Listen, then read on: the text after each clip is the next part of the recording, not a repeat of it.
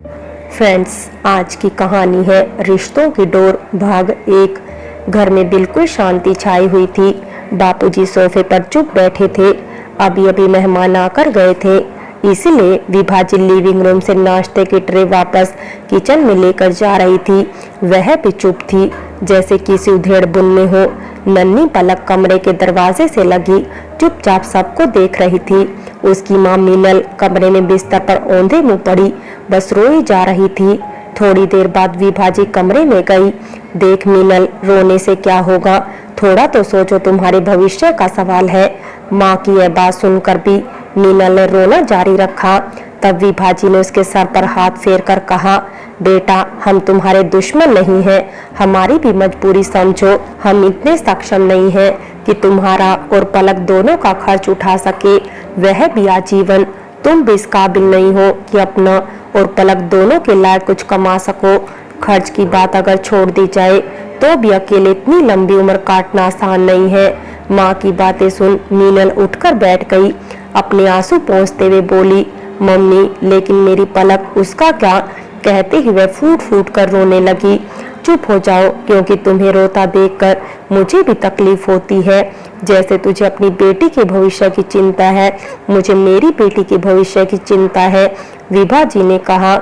लेकिन मम्मी, जो लोग मुझे इस शर्त पर अपना रहे हो कि मैं अपनी बेटी को यहीं छोड़कर उन्हें अपना लूं, तो ऐसे परिवार से अपना रिश्ता मैं कैसे जोड़ सकती हूँ? पलक कौन सा सड़क पर रहेगी, अपनी नानी के पास रहेगी, मैं रखूंगी उसका ख्याल।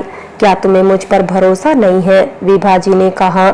बाहर खड़ी 4 वर्षीय पलक अपनी नानी और माँ को बातें करते हुए देख रही थी, लेकिन वह यह नहीं जानती थी कि उसके भविष्य का बहुत बड़ा फैसला उस पर थोपा जाने वाला है। वह बोध बच्ची टकटकी लगाए बस अपनी माँ को देख रही थी। माहौल गमगीन है, यह तो वह भी समझ रही थी। वैसे भी जब से उसके पिता वेद इस दुनिया को छोड़कर गए हैं, उसने अपनी माँ को रोते ही देखा था। मीनल के पति वेद के कैंसर से असमय दुनिया छोड़कर चले जाने से वह और पलक दोनों बेसहारा हो गए थे। ससुराल में सास ससुर नहीं थे, सो जेठ जेठानी ने भी अपने हाथ खड़े कर दिए। मीनल भी ज्यादा पढ़ी लिखी नहीं थी, इसलिए अपना खर्च उठाने योग्य नहीं थी। माता पिता से बेटी का दुख देखा नहीं गया, इसीलिए अपने घर ले आए। एक भाई है, वह भी प्राइवेट कंपनी में मामूली तनख्वाह पर काम करता है। हाँ, घर उनका अपना था, इसलिए सब ठीक से चल जाता था। लेकिन विभाजी को चिंता थी कि आगे जब परिस्थितियां बदलेगी और बेटे का अपना परिवार हो जाएगा, तो कहीं मीनल को ही मुश्किलों का सामना न करना पड़े। फिर अभी 24 वर्ष की तो ही है मीनल, उसके आगे पूरी जिंदगी पड़ी है, वह क्यों ऐसा बेरंग जीवन जिए? यही सब सोचकर उन्होंने मीनल की दूसरी शादी करने का निर्णय किया। बड़ी मुश्किल से मीनल को इसके लिए मनाया था। आज लड़के वाले रिश्ते की बात करने ही आए थे। लड़के राजू की भी पहली शादी टूट चुकी थी। वह एक तलाकशुदा ही था, लेकिन उसकी कोई संतान नहीं थी। उसके पास धन संपत्ति की भी कोई कमी नहीं थी। वह पढ़ा लिखा और अच्छी जॉब करता था। लड़के वालों को मीनल भी पसंद आ गई थी, लेकिन पलक को स्वीकारने के लिए राजू तैयार नहीं हुआ। उसने शर्त रख दी कि वह मीनल को तो अपना लेगा, लेकिन पलक को नहीं। घर वालों की जिद के आगे मीनल एक बार फिर झुक गई और राजू से शादी के लिए तैयार हो गई। पहली बार जब वह विदा हुई, तब उसे मायका छूटने का दुख तो था, लेकिन नए संसार को बसाने के सपने भी उसकी आंखों में थे। तब बस एक अनजाना सा भय था, लेकिन इस बार सिर्फ पीड़ा ही थी। एक असहनीय दर्द ही था उसकी आंखों में। बेटी को छोड़ना माता पिता को छोड़ने से बिल्कुल अलग अनुभव था। विदाई के बाद मीनल अपने नए घर में थी। सिंदूर, काजल, बिंदिया, गहने, जो कुछ भी उसे छूटा था, उसे सब वापस मिल गया था। बस छूट गई थी तो पलक। नन्ही पलक भी तो माँ के जाने से उदास हुई होगी। पता नहीं कैसा लगता होगा उसे। यही सब मीनल के मन में उथल पुथल सी थी। तभी राजू कमरे में आ पहुँचता है। मीनल ने जल्दी जल्दी अपने आंसू पोंछे। अभी तक रो रही हो? राजू ने उसे देखकर पूछा। बस ऐसे ही, मीनल ने नकली मुस्कान दिखाते हुए कहा। घर वालों की याद आ रही है। राजू के पूछने पर मीनल चुप रही। ओ, बेटी की याद आ रही है। यह सुनकर मीनल की आंखों में आंसू भर आए। फोन कर लो, राजू ने हिचकते हुए कहा। इस समय क्या पता वो सो गई हो। मीनल ने कहा, तो क्या हुआ, मम्मी से ही हालचाल पूछ लो, बच्ची अभी छोटी है, पहली बार अलग हुई है तो। कहते हुए राजू चुप सा हो गया। ठीक है कहकर मीनल ने मोबाइल उठाया और कॉल लगाने से पहले सोचने लगी, जब बच्चे की इतनी ही परवाह है और इतनी समझ है तो फिर ऐसी शर्त क्यों रखी। क्या पुरुष का अहम इतना बड़ा है। मीनल अपनी माँ को फोन लगाती है। उन्हें मीनल के समय फोन करने पर हैरत होती है।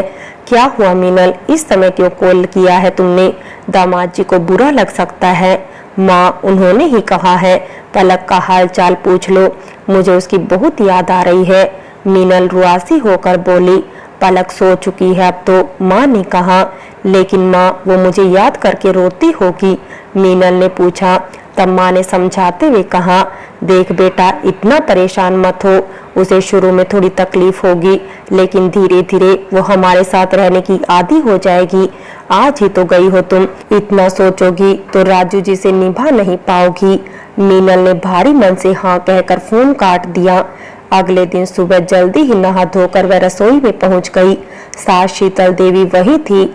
उसने उनके पांव छुए और कहा, मम्मी जी मैं कुछ मदद करूं। मीनल के पूछने पर वह मुस्कुराई और बोली, अभी नहीं बेटा, अभी तुम चाय पियो और फिर जाकर जरा अच्छे से तैयार होकर आ जाओ। लेकिन तुम्हें और राजू को कुलदेवी की मंदिर जाना है, इसीलिए कह रही हूँ।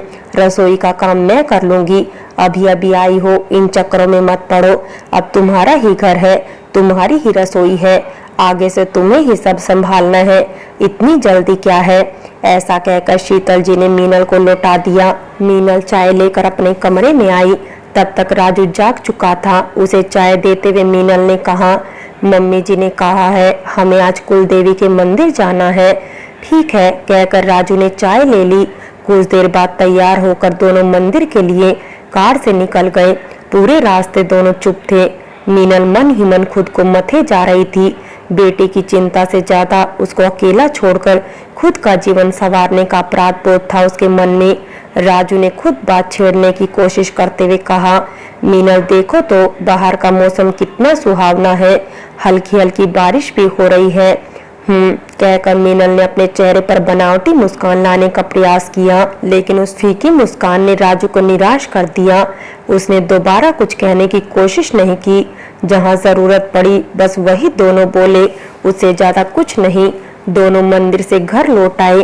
राजू अपने दोस्तों से मिलने का बहाना करके घर से बाहर चला गया। अब वह घर में कम ही रुका करता था और ज्यादा समय दोस्तों में बिताने लगा। घर में सन्नाटा ही पसरा रहता था।